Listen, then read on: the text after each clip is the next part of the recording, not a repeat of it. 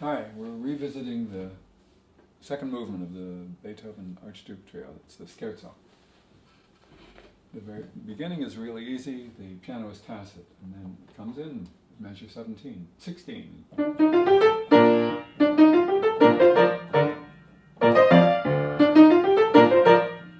Let's see. As I've discussed before, going from a scale to a chord is an important consideration. In this case, it's just a matter of being comfortable when you get to the sixth and approaching the keyboard without stretching.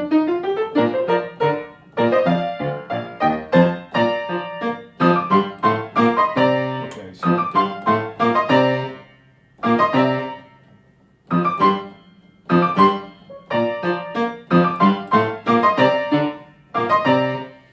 kind of nice to I have a particular preference because my hand is big enough to take things like sixths with a black note on the lower note of two notes with my second finger. So it simply makes my hand feel it will find the key. Even if I'm turning my hand from one position to another, as in this case.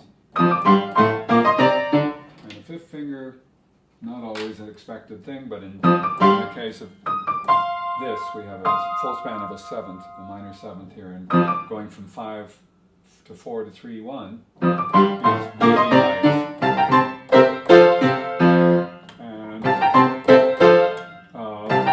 the only thing about this chord is I might need to look at the keyboard. I might not, but that's the way it is.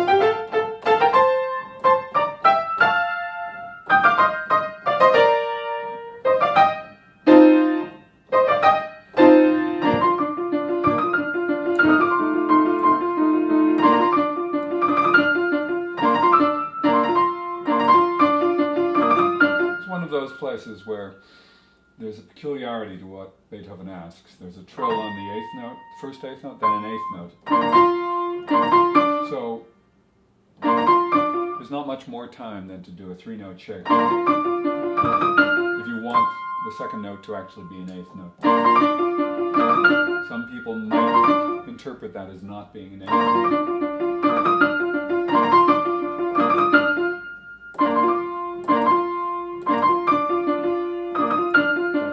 Too, I guess.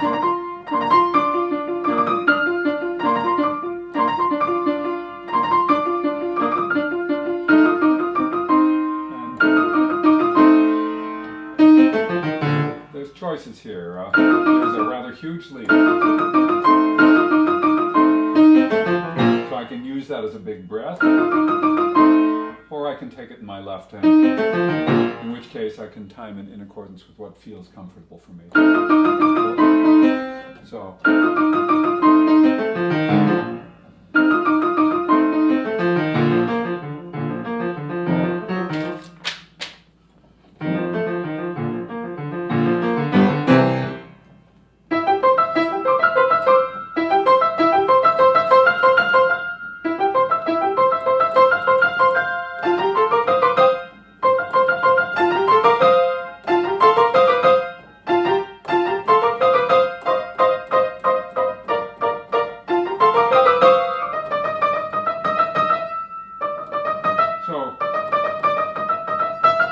this is a question of just keeping track of how the chromatics change.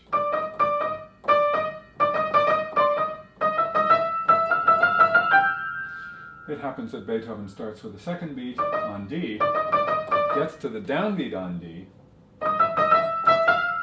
and then 2 on E flat, and then the next downbeat is on E natural. So D, E,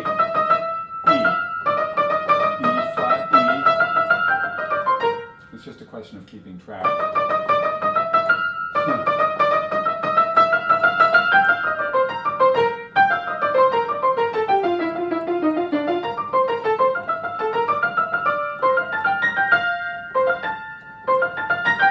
So I see an old fingering written to go 5, 2, 1, 5, 2, 4, 1. Might work. Looks a little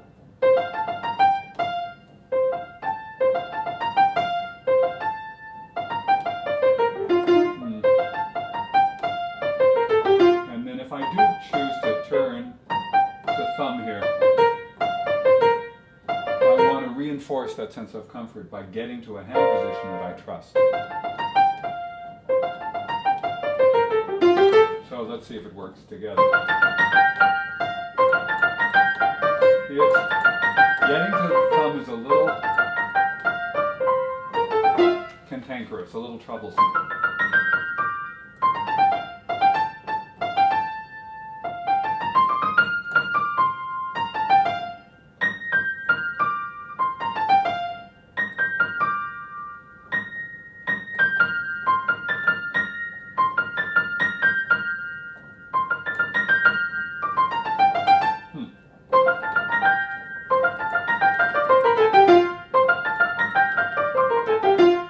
It's one of those things where it's not a very big bit of trouble. It just needs a decision. I could probably get away with any number of ridiculous fingerings, but it leaves me with a slightly uncomfortable feeling that something that's arbitrary is going to be arbitrary in performance, and I don't really want that feeling unless I feel that every one of these fingerings is so easy for me that I would trust it. So I really want to make a decision. The decision I previously made in the left hand is actually not bad. I'm growing to like it.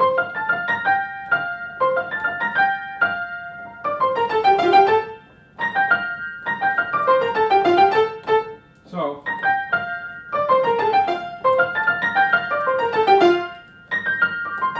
what I'm realizing is what I assumed, namely that the thumb would start the theme again in the right hand on the downbeat, may not be useful, because what's very useful is to get to the thumb on the end of this pattern and then play a scale. Now, as it happens with the one black note in the middle of this, the most comfortable fingering I can find is 5, 4, 3, 2, 1, ending up on 2 on the downbeat. And at this point I'm shrugging my shoulders and saying, whoops.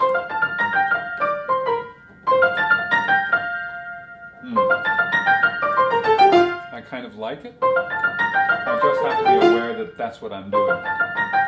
If I were to do something like deciding that I wanted to be on thumb on the bottom, then I'd find myself, I could do that.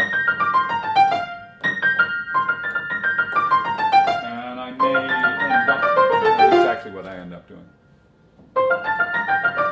Slightly muddled thinking to begin with. A moment of clarity. So I'm going to go 4, 4, 2, 1. I'm going to get to the thumb that I wanted to get to. And then I'm going to put in a little intermediate fingering for these 2 notes, these 2 white notes. So.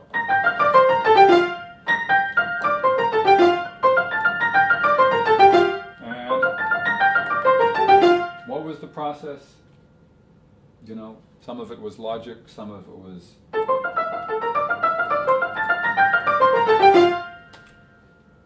just waiting for it to come. In other words, I wanted my body to be able to override any sort of smart kind of solution that still required a lot of thinking. I don't want to have to think a lot. So if my body comes up with a solution that I like, and in this case, even my slightly quirky left-hand fingering works much better with the reinforcement of a strong leadership in the right hand. So away I go. Okay, I'm going to skip. I'm still going to skip.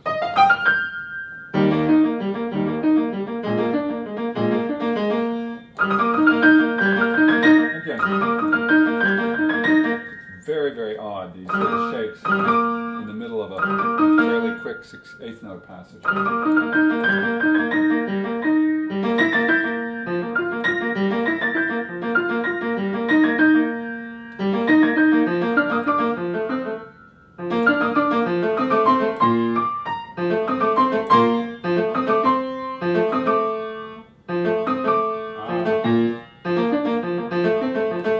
Slightly sneaky figuration, the left hand.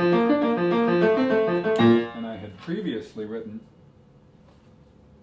a thumb. And this A to give me a way of getting to low B flat. But now I'm going to just add to it one of my favorite graphical things, which is a line to separate the A out from the preceding figuration and join it to the next B flat. So I concentrate on this hand position followed by this hand position.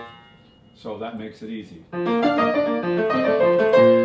again, it's easy physically, but it's also then easy mentally because the way I group it, even though this is a discordant chord, that's not what's relevant. What's relevant is that this sensation is easy for me.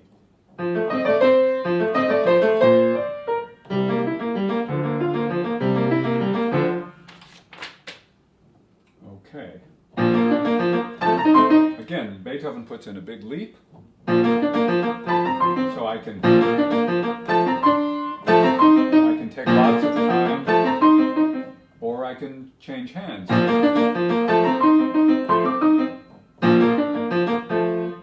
From my partner's perspective, they probably prefer I change hands. So,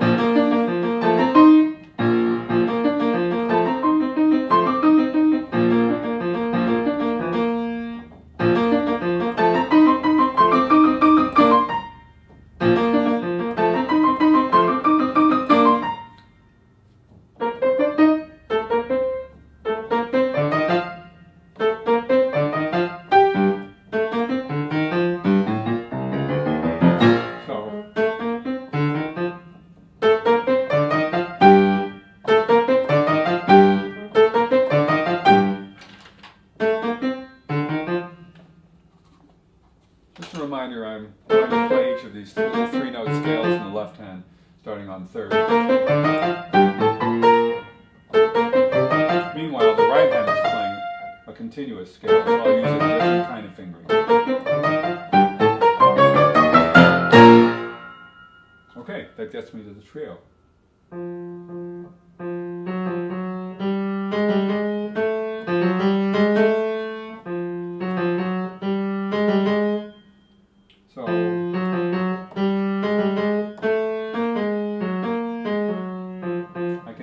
Starting on thirds. I don't know if I will.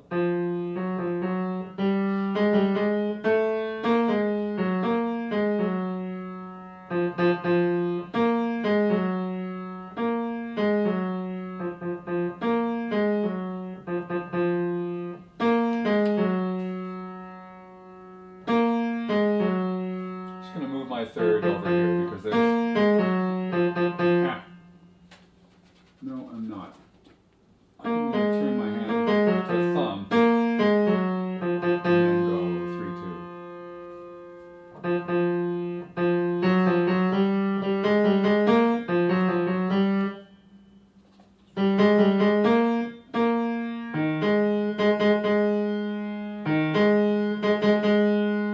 3 repeated notes. My favorite fingering by far is 3-2-1 because I get to the end of my hand, namely my thumb, and my body reminds me I've reached the end of the passage.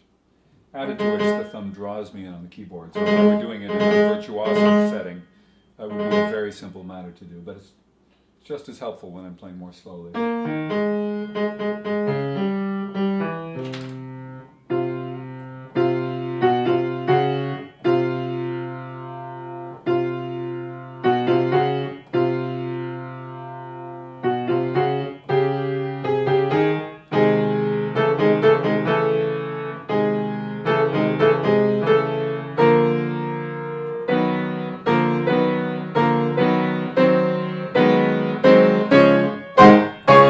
Considering how chromatic that is, the most important thing I have to do is to make sure I understand it clearly enough. Otherwise, the arbitrariness of the composer's choice, I know Beethoven wasn't being arbitrary, but if I can't find a motivation for it or a simplicity in the way I describe it, I will always feel that I have to rely on the music to remind me what on earth is going on. So, first of all, we're in contrary motion briefly, then in parallel.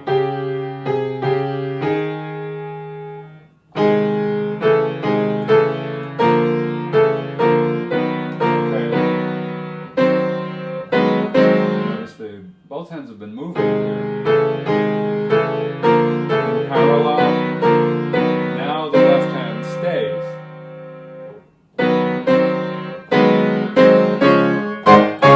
And then we get into D flat. So.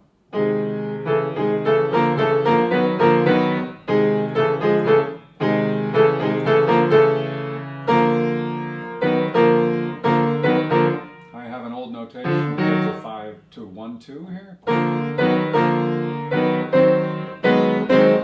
I don't know if contemporary me agrees with past me, but we'll find out. Not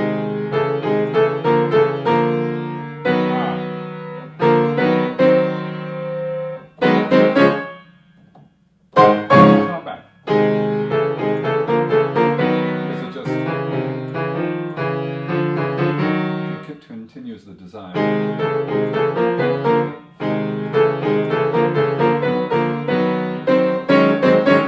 That's not good.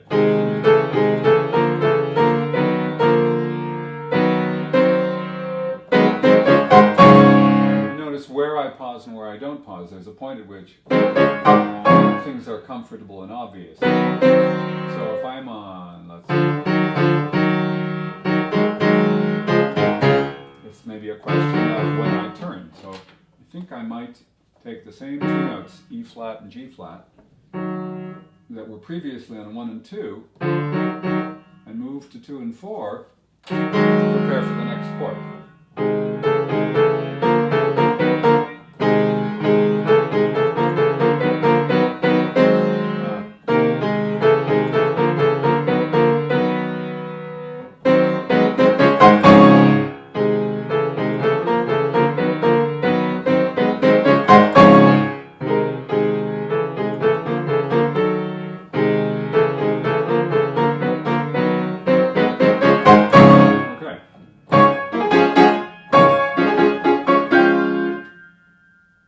If you're critiquing my posture, incidentally, yes, my legs are crossed. I'm, of course, swiveling back and forth.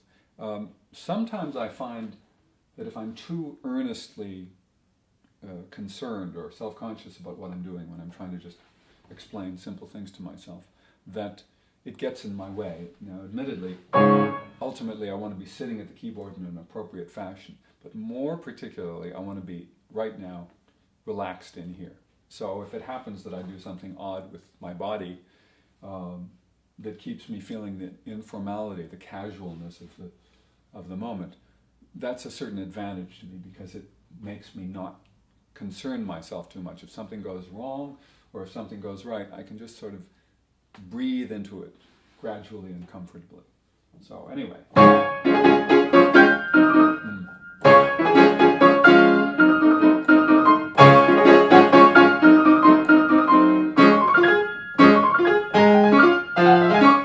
This I've mentioned before.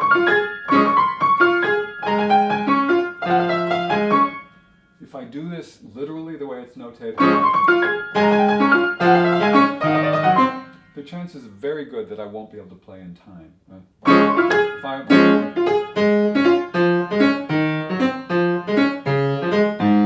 So it's, if it were without the ornament,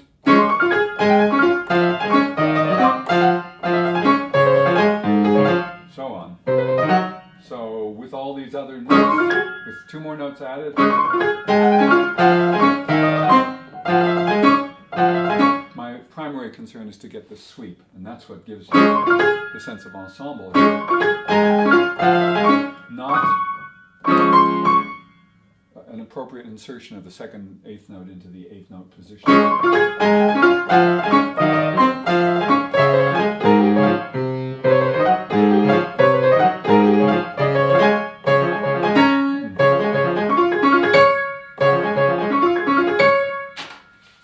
Also note, even where there are indications of pedaling, right now I'm not pedaling. If there are certain things that I know absolutely need pedal to provide for a sense of line or connection, then I may do that early on, but right now I'm concerned that I not hide behind the pedal.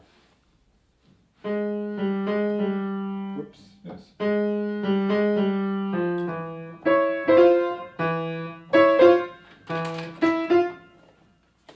Just a reminder that what came naturally to me, which was an octave leap going from 5 to 1, is not appropriate because of the fact that the left hand has to go up 1 more step. So I do second instead.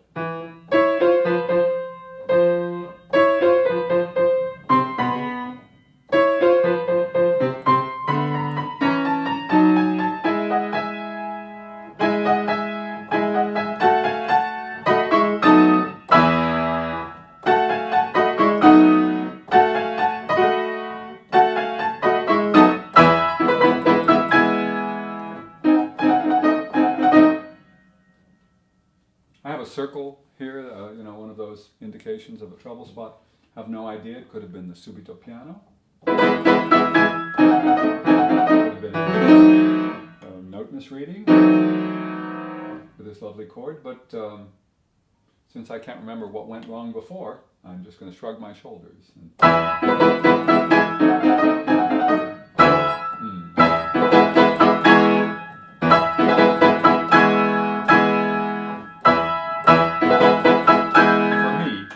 Because of the thickness of my fingers, some of these intervals, in particular the second inversion E major, requires real precision in the way I approach the keys.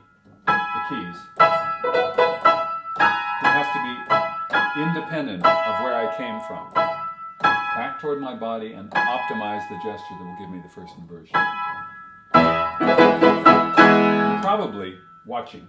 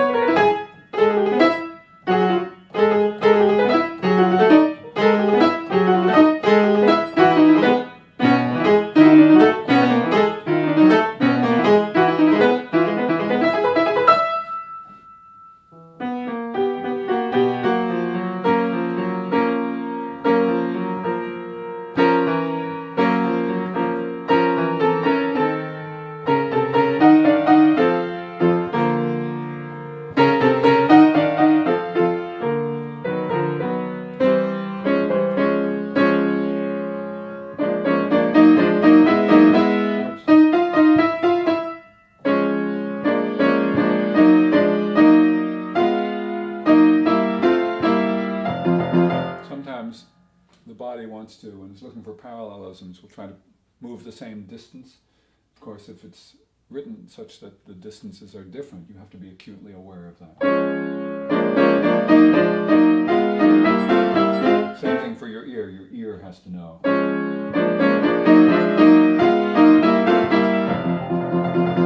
Etc. So I'm not going to play every one of those just now.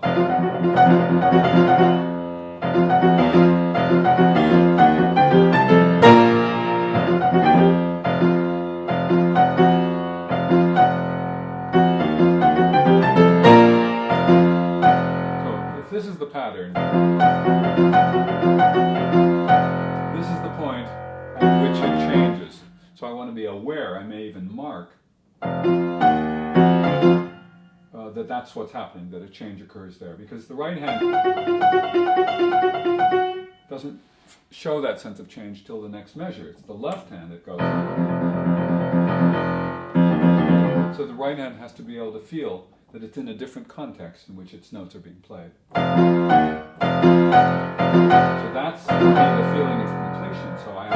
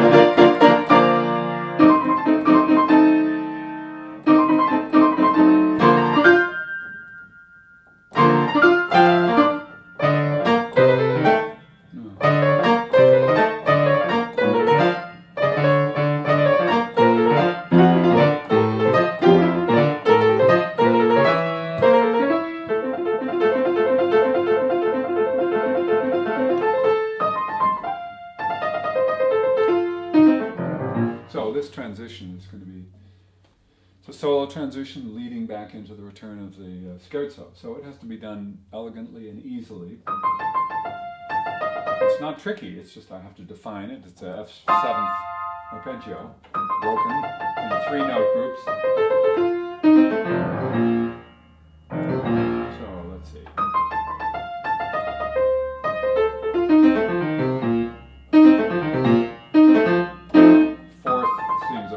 concentrate on the E flat, fifth here, fourth again, and fourth. I can either finish on the thumb,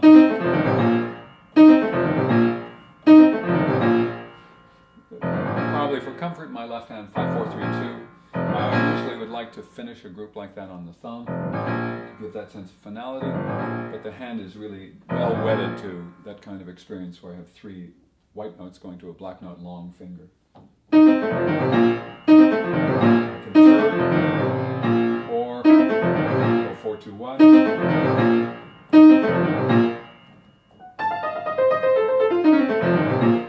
Kind of like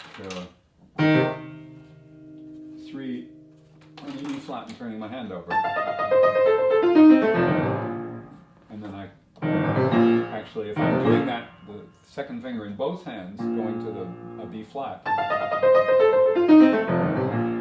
it gives me a similar gesture, which is always to my advantage, especially if I want to taper the phrasing that way. Okay, so I come back to the beginning. I believe that a lot of this is just written out to repeat, see where it changes. It's worth a direct comparison.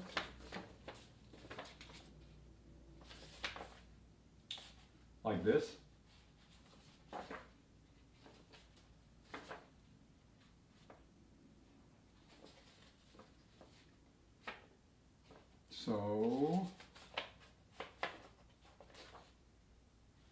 So far I see nothing different. I may need to remind myself with the same fingering that the passage is the same.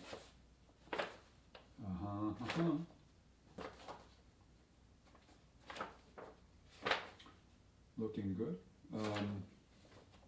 I don't want to make mistakes here because if I make a false assumption that there's something tricky thrown in for good measure, I got to know that.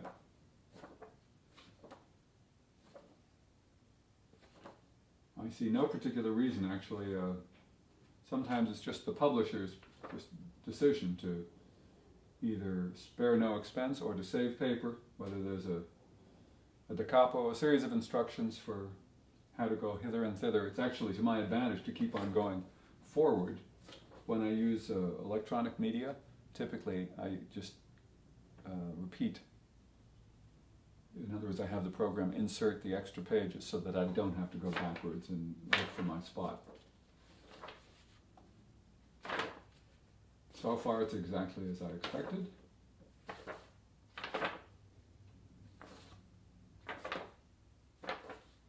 Even the markings are the same, which I expected.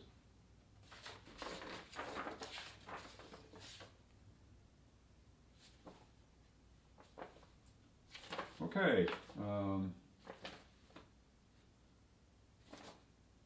I even have indicated solutions similarly, which is good for me. Okay, I'm heading toward the coda. Presumably this is why the editor or Beethoven has chosen to write this out, because at the end of the return of the scherzo, when it goes into the coda, then there's more of a sense of continuity. Again, it's reading-wise to my advantage, but that's the only place where it changes is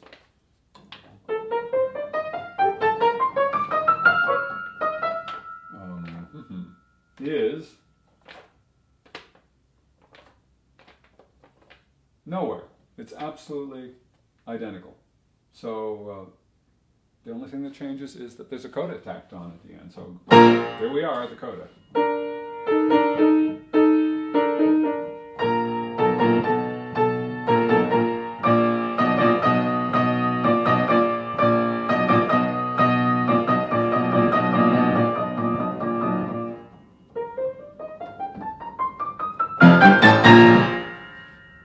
Don't know what we're going to do. We'll hold back, we'll push forward, whatever. I'll stop for a second.